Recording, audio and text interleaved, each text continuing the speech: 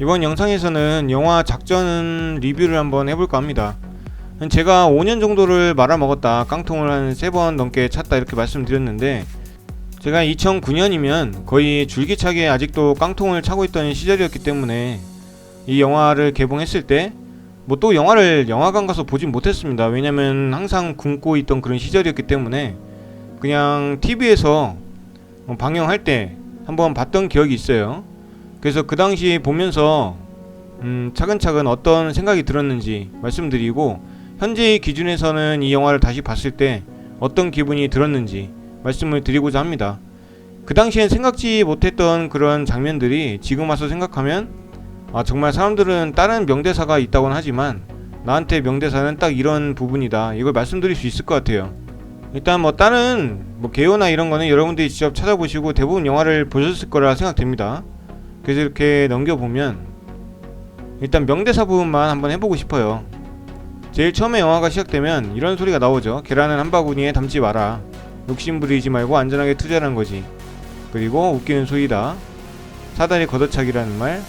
네, 이렇게 이게 자본주의다 이렇게 많이 나오고, 주식시장이 이런 시장이죠.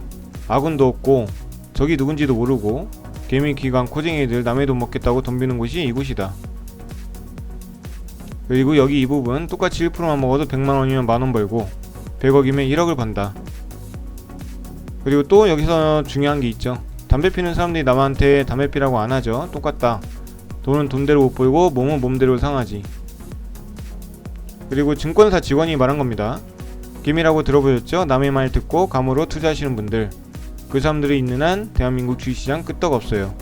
이 영화에서는 이 대사를 정말 명대사라고 생각을 하고 실천을 해야 됩니다. 나의 말 듣고 감으로 투자한다. 이건 투자가 아니죠. 투기라고 봅니다. 세력한테 당했네, 말렸네, 막말로 이렇게 대사를 합니다. 근데 말이 좀 심해서 그렇지 솔직히 공부도 안 하고 덤벼들면 세력이나 이런 기관들, 외국인들이 이길 수가 없습니다. 세력들이 만들고 기관들이 만들고 외국인들이 만들어내는 그 시세에서 우리 개인들이 할 수 있는 것은 약간의 시세를 좀 같이 먹는 그런 기준밖에 안 돼요. 우리가 돈이 정말 많지 않는 이상 세력이 될 수 없어요. 그렇기 때문에 저는 그 사람들이 만들어주는 그 시세 안에서 약간의 부분을 남겨먹는다, 이렇게 생각을 하는 거죠.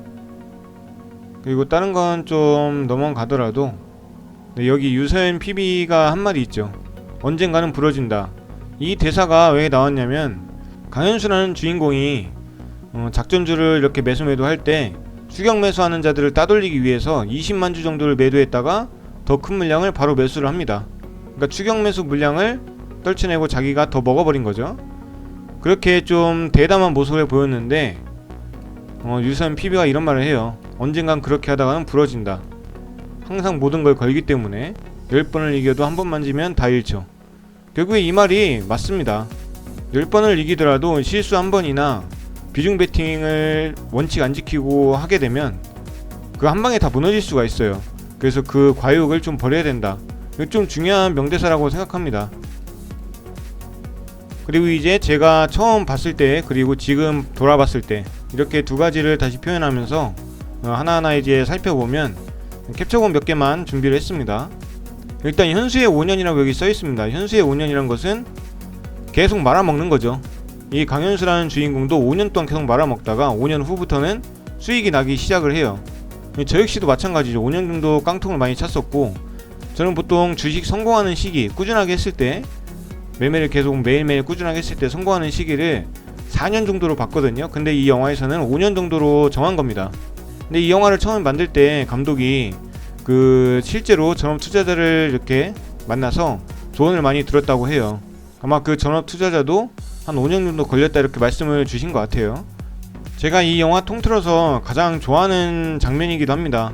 5년 동안 고생하는 거, 마이너스 됐다가 한강 다리 위에 올라갔다가 그리고 다시 데이트레이더가 된 거, 그 장면에서 저는 굉장히 좀 많은 감동을 느끼고 현재 기준으로 봤을 때는 약간 추억거리가 되는 그런 장면이지 않을까 이렇게 생각이 돼요.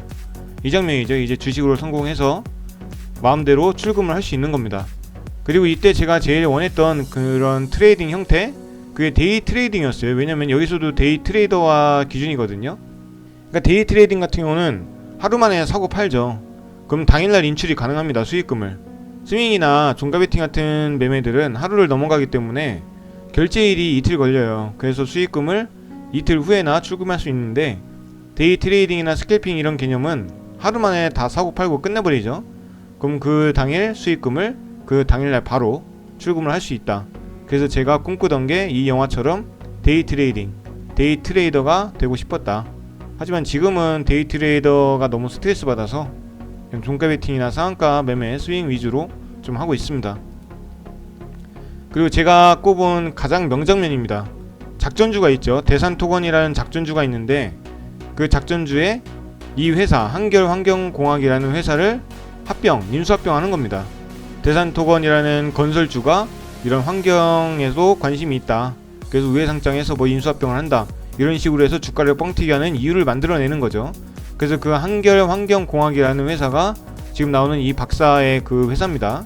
어떻게 보면 연구소라고 봐야 되는데, 어떤 연구냐, 어떤 구정물, 똥물, 더러운 물이 있어도 화학약품을 썼을 때 그것을 정말 1급수로 만들어준다. 전부 다. 그러니까 엄청난 기술이죠, 어떻게 보면. 그런데 그걸 확인하고자 이제 주인공이 온 거죠. 그래서 연구가 잘 되고 있어서 곧 상용화 할 것 같다던데요, 이렇게 말씀을 드리니까 그거 아닌데요 하면서, 과학이란 것이 확률을 보고 계속 시행착오를 겪어나가는 것이기 때문에 지금으로서는 성공을 단정할 수 없다. 단 그럴 확률을 계속 높이고 있기 때문에 언젠가는 상용화되지 않을까, 이런 생각을 한다. 뭐 이렇게 대화 내용이 끝납니다. 저는 주식도 똑같다고 생각을 해요. 이 과학처럼 시행착오를 계속 겪어나가면서 성공 확률을 높이는 거죠.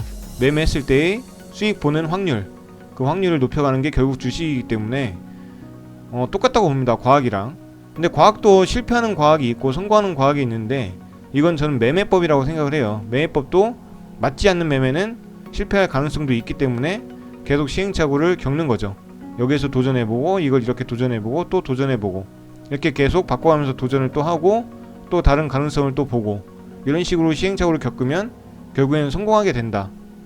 나한테 맞는 매매가 딱 안착됐을 때. 그래서 저는 이 장면이 저의 베르트 첫 장면입니다. 근데 이 대사가 뭐 다른 분들은 거의 명대사라고 생각을 하지 않는 것 같아요. 왜냐면 지금 저 같은 경우는 성공을 했잖아요. 주식으로 어느 정도 성공을 했기 때문에 지금 상황에서 이 영화를 봤을 때는 저는 이 대사가 가장 감명 깊었고 가장 맞는 말이다. 이 영화에서는 이걸 알고선 이 대사를 만들었는지 모르지만 정말 성공한 전업 투자자들은 이 대사를 제일 손꼽을 것이다, 이렇게 생각을 합니다. 그리고 또 다른 명장면이죠. 이것도 굉장히 그 전업 투자자의 조언을 많이 얻어서 이렇게 만든 장면인 것 같아요. 미쓰리라는 메신저 프로그램이에요. 그러니까 한결환경공학, 아직 뉴스가 안 나온 겁니다. 안 나왔는데 정부 주요 과학기술부문 지정. 여기서 중요한 것은 정부 주요 과학기술부문 지정입니다. 정부라는 말이 중요해요. 제가 항상 말씀드리는 게 정말 좋은 재료는 정부 정책이다. 정부에서 밀어주는 정책은 무시할 수가 없다. 예전에 자전거 도로 만들 때 삼천리 자전거 같은 종목들 300~400% 상승하는 건 정말 우스운 일이었어요. 그만큼 정부 정책주는 굉장히 좋은 뉴스고 재료다. 그리고 마지막 장면이죠. 결국에는 그 한결환경공학의 그 화학약품, 수질개선 박테리아라고 하는 그 화학약품, 그 연구가 성공하고 정부 정책으로 선정됨으로써 이 주인공은 커다란 성공을 하게 됩니다. 그래서 전시장을 항상 둘러보던 그 BMW, 그 차량을 결국엔 구입하고 이렇게 타고 나가는 장면인데, 저 역시도 성공하지 못했을 때는 이 장면을 보면서 이 차가 어떤 모델인지도 몰랐어요. 그 당시엔 차에 관심도 없었고 그냥 성공만 하고 싶다. 나도 언젠간 주식으로 벌면 이렇게 될 수 있을까? 이런 의문만 가진 시절입니다. 2009년. 그렇기 때문에 큰 야망을 품게 되는 그런 장면이었던 것 같아요. 지금 이 장면을 보게 되면 저 역시도 뭐 지금 나오는 모델보다 더 좋은 차도 끌고 있고 이런 상황이지만, 솔직히 지금 그 차를 얻었을 때의 그 기분보다 이때 영화를 보면서 그 야망을 품었을 때 그때가 좀 더 행복했다, 이런 말씀이 뭐 닿을진 모르겠어요. 와닿을진 모르겠지만 저는 정말 그렇게 느낍니다. 오히려 그렇게 가난하게 살고 주식으로 좀 야망을 품고 내가 하는 매매가 이런 연구를 하고 내일 성과가 어떻게 나왔다, 이걸 계속 연구를 할 때, 지금은 성과가 검증된 매매를 계속 지속하고 그냥 이렇게 하다 보면 수익은 난다, 이걸 직감적으로 알잖아요. 그리고 기계처럼 그것만 반복하고 있지만 그때는 연구도 계속 무슨 과학자처럼 연구를 계속 했었고, 어떤 매매법으로 하면 내 성과가 어떻다, 좋은 결과가 나오면 또 너무 기쁘고, 아 이렇게 하면 나도 부자가 될 수 있겠구나, 이런 막 큰 기대감, 그런 걸 가지면서도 굉장히 행복했어요. 가난했지만. 영상 시청해주신 분들 모두 감사드리고, 나중에는 성공하셔서 이 영화를 다시 볼 수 있도록 그렇게 되시기를 정말 기원합니다.